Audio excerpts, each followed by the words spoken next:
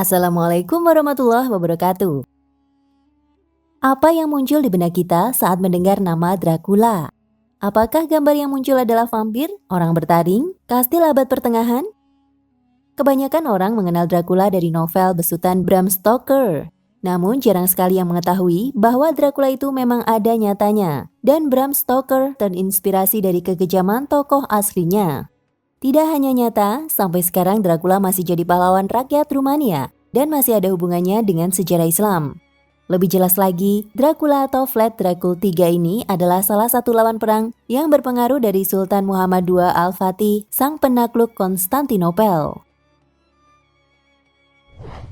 Nama Dracula sendiri merujuk pada Vlad III, Tepes, anak dari Vlad II, Voivod atau gubernur Wallachia Rumania. Pada masa Vlad II, ayahnya, Wallachia dikuasai oleh Kesultanan Utsmani. Dan sebagai jaminan kesetiaan, Vlad III atau Dracula kemudian disekolahkan di Kesultanan Utsmani. Dracula lalu dididik di Kesatuan Yenisei bersama adiknya, Radu Selvrumos. Dan mereka belajar di kesatuan militer terbaik di masanya. Usia Dracula waktu itu masih belia, 13 tahun saja. Hanya selisih 1 tahun dari Muhammad Al-Fatih yang berusia 12 tahun. Namun dalam hati kecilnya, Dracula memendam kebencian yang luar biasa pada kaum muslim. Karena berhasil menguasai tanah kelahirannya, Wallachia Rumania. Karenanya dia sangat membenci Muhammad Al-Fatih dan Islam, walau adiknya Radu Selvrumos menjadi muslim dan kepercayaan Muhammad Al-Fatih. Saat ayahnya Dracula, Vlad II dibunuh dan dikudeta pada 1447 oleh John Hanya dari Hungaria. Kesultanan Utsmani lalu membantu membebaskan Wallachia dari cengkraman John Hanya. Selepas itu, Sultan Murad II, ayah Muhammad Al-Fatih, lalu meminta pada Dracula untuk menggantikan ayahnya memimpin di Wallachia. Di luar dugaan, inilah kesempatan yang ditunggu-tunggu Dracula, yang sedari awal pun membenci ayahnya karena mau tunduk pada Muslim.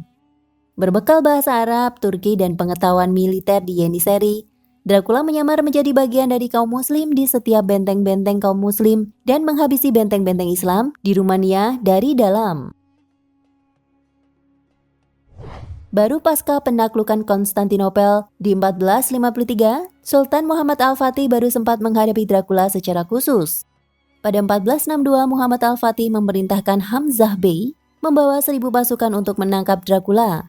Namun nasib 1.000 pasukan ini berakhir tragis. Dracula menggunakan kemampuan infiltrasinya dengan apa yang dia pelajari di Yenisei. Dia benar-benar memahami taktik dan strategi berperang umat muslim. Lalu dengan gerakan-gerakan yang efektif, Dracula kemudian mengalahkan dan membantai 1.000 pasukan muslim itu. Dracula menyulah atau menusuk dengan kayu dari anus hingga tembus ke kerongkongan 1.000 pasukan ini hingga jadi hutan mayat manusia. Hamzah Bey, komandan pasukan ini, ditempatkan di tengah hutan mayat dan ditaruh di kayu paling tinggi sebagai simbol. Sejak itu, Dracula mendapat gelar The Impaler, sang penyulah. Kekejamannya dikenal dan diakui dunia. Mendapati hal ini, Sultan Muhammad Al-Fatih lalu menugaskan Radu Selvrumos, adik dari Dracula, untuk memimpin 90.000 pasukan guna menghentikan Dracula. Perlu serigala untuk menghentikan serigala. Al-Fatih paham bahwa Radu orang yang tepat, karena dataran Rumania hanya bisa dipahami orang aslinya. Berbeda dengan kakaknya Dracula, adiknya Radu Selvrumos ini memeluk Islam dan menjadi Muslim, serta pemimpin pasukan khusus Yenisei. Radu memimpin 90.000 menerobos hutan dan tanah berbukit Rumania untuk menyerang kakaknya Dracula yang bertahan di benteng Punari miliknya. Pertempuran ini sangat tidak mudah, mengingat benteng Punari ini sangat terjal tanahnya dan sulit ditembus.